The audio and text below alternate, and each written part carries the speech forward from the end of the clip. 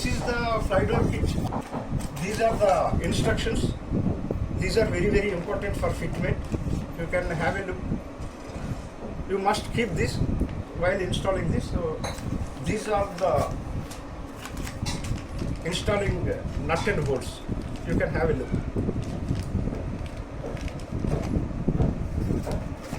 And this is the hinge which looks like. This is the hinge. You can have a look. It's a heavy weight. It's a good quality one. This is one side, and for the fitment, one more supporting is there. Yes. And these are the hydraulic supporters. 1, 2, 3, and 4 for both sides.